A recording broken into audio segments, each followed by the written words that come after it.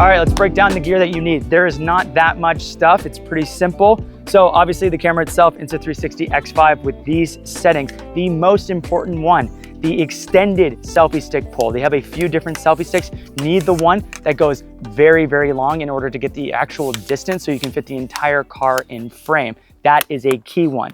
We also have suction cup mounts. You don't need really beefy ones. They have one from PGY Tech with a quick release plate on it, but on top of that, and then the mouth mount. Not all mouth mounts are made the same. I highly recommend the Pro standard one here because it does not move, but you can get great POV shots.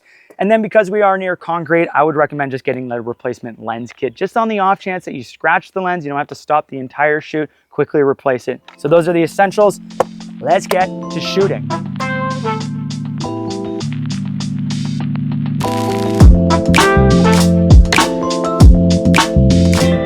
So the majority of the shots can actually be achieved using the extended selfie stick pull. So it gets like really, really long. Like it's obnoxiously long. It draws a lot of attention when you have this sticking out of a car. So the first one, you're gonna go from the passenger seat. So you obviously have your driver, you're gonna be sitting here. Let's roll down the window and I'll show you a little breakdown of this.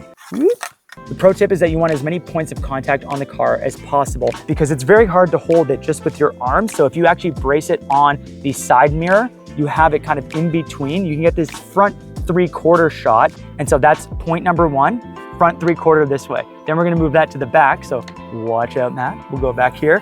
And then we get the back 3/4 shot over here. Again, another point of contact. Put it right there.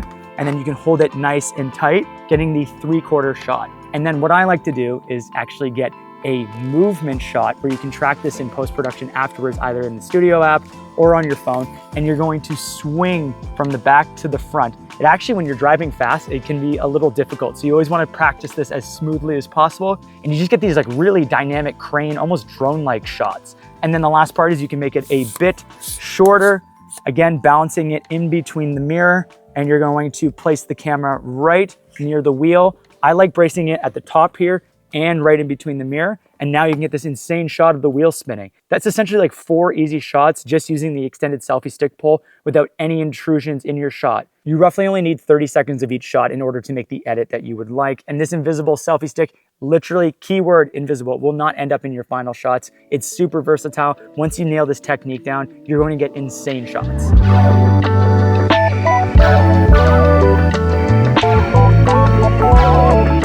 Okay, so for this next technique and shot, we're gonna get a drone-like shot looking down. Now there's a couple of different ways to do it. The way that this camera is set up right now is my favorite way to do it. So if your car has a sunroof, you're in luck because you're able to get essentially 2 points of contact or at least 1 point. So if we look up here right now, I've closed the roof, create a little bit of like a pinch point between this area and this area so it's more stable. And then that way as we're driving, I don't have to like hold on with full force, the car is assisting with me. And because this car has an area down here with this little compartment, I can create 2 points of contact. And as we drive consistently, we're gonna get amazing drone-like shots looking down. If you don't have this, you're gonna put it out the window and you're gonna brace it against the side right here so that you have something else to make sure you're not getting all this like jiggle and movement. Because even though it has built-in stabilization, it's never gonna be as good as if you put in the extra effort to get the better shot. So let's get the drone-like shots going through this petite small French town. I just said small twice. Okay, so one of the things that I realized is that I set that entire shot up and I forgot to press record. And obviously it is 20 feet in the sky right now. And that is one of the benefits of this camera as well. You just go into the Insta360 app, it finds the camera. That's the wrong camera. I have too many Insta360 products. It is finding the camera. We're gonna connect to it and be able to press record. I always like to get the in-car experience, so what we're gonna do is we're gonna use the suction cup to mount both at the windshield on the back as well as at the front to get these 2 shots. Now obviously you can get experimental, you can put this on the outside, you can put this in different parts of the car. These are just like 2 standard shots that work. This has a quick release system that's made in collaboration with PGY Tech. Literally just goes like that, easy. And if you wanna grab your camera, you just pull it off, clips on.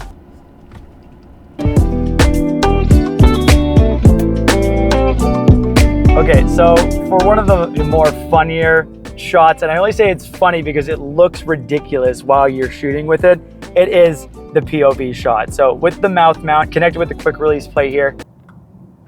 And yes, you will get the shot looking up your chin. I prefer to be able to actually have it stick out a little bit versus the camera being down. That way you kind of get the camera a little further away. So yes, you are gonna get the distorted look on your face, but ultimately you're gonna get the best POV shots. The Insta360 has 2 modes to shoot in when it comes to 8K. It has pure video mode and it has the normal 8K mode. I almost exclusively shoot on pure video mode, and that's because of the noise reduction that happens with like the AI software. It just looks really good, and it also just matches all of the other cameras. Like if you shoot with mirrorless cameras, the skin tones, the sky, like everything just looks really, really good. So you can shoot both options, but if I had to lean one way, I almost always shoot pure video mode, even in daytime, even though it was designed for nighttime.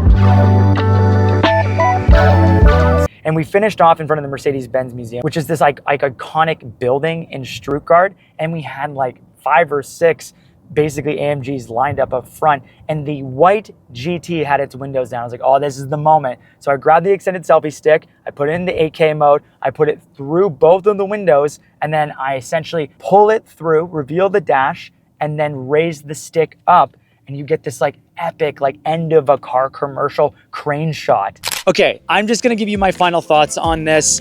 This camera doesn't replace a mirrorless camera with amazing lenses and full cruise. Like there's a way to shoot car content in a very cinematic way. But I think this camera is not a camera that people think when it comes to automotive content. And that's why I wanted to showcase this, because it's finally at the point where you can get unique shots that look different, that you can share on social media, and you can get with like a 2-person crew or just on your own. And I think that's what makes this stand out. So if you want to learn more about this, links in the description, and we'll catch you guys in the next one. Bye. They actually use this camera for Google Earth. No way. Yeah. That's a cool fact about the Insta360 X5 is they actually do use that to capture Google Earth images in certain places.